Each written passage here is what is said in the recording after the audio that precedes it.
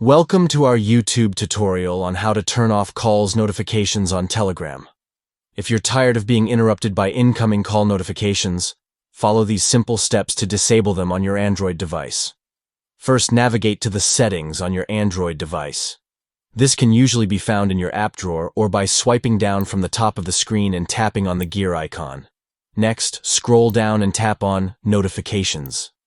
This will bring up a list of all the apps on your device that have notification settings. Scroll through the list until you find Telegram and tap on it.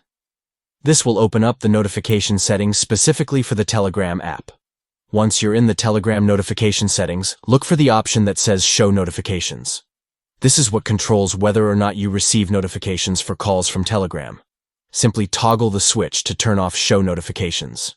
This will disable all incoming call notifications from Telegram, allowing you to use the app without being disturbed by calls. And that's it. You've successfully turned off calls, notifications on Telegram.